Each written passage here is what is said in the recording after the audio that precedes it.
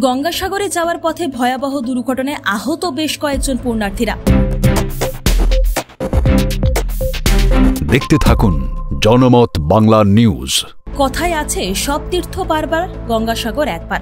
সেই গঙ্গাসাগরে তীর্থ করতে যাওয়া পুণ্যার্থীদের বাস শুক্রবার 7 সকালে পড়ল দুর্ঘটনার কবলে। পুণ্যার্থী বোঝাই বাস নিয়ন্ত্রণ হারিয়ে পড়ে গেল খালে। এই দুর্ঘটনার জেরে আহত হয়েছে বেশ কয়েকজন পুণ্যার্থী। স্থানীয় সূত্রে জানা যায়, শুক্রবার সকালে কচুবেড়িয়া বাস স্ট্যান্ড থেকে প্রায় 36 জন পুণ্যার্থীদের নিয়ে একটি বাস গঙ্গাসাগরের কপিলমণি মন্দিরের উদ্দেশ্যে যাচ্ছিল। সেই সময় হঠাৎ করে চৌরঙ্গি এলাকার কাছে পুণ্যার্থী বোঝাই বাস নিয়ন্ত্রণ হারিয়ে রাস্তার পাশে একটি খালে উল্টে যায়। এই ঘটনা দেখতে পেয়ে তড়িঘড়ি ঘটনাস্থলে ছুটে আসে এলাকার মানুষজনেরা। এরপর বাস থেকে তড়িঘড়ি আহত পুণ্যার্থীদের উদ্ধার করে স্থানীয়রা। খবর পেয়ে ঘটনাস্থলে ছুটে আসে সাগর থানার পুলিশ এবং সিভিল ডিফেন্সের কর্মীরা। আহত পুণ্যার্থীদের উদ্ধার করে চিকিৎসা করানোর জন্য সাগর গ্রামীণ হাসপাতালে নিয়ে যাওয়া হয়েছে বলে জানা গিয়েছে।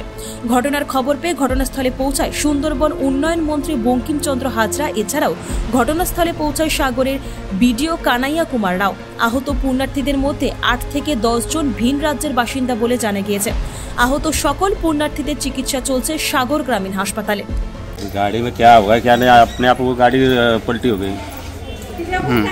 वो ड्राइवर चला रहा था, अभी वो भाग गया ड्राइवर गाड़ी लेके।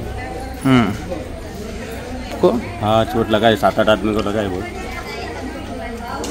हम महाराष्ट्र से, बुल्ढाना जिला। हाँ, गंगा सागर जा रहे थे। आपका समाधान जादव। सामान वगैरह कोई खो गया? हाँ, मोबाइल पैसा खो गया। हाँ, ठीक है, कोई बात।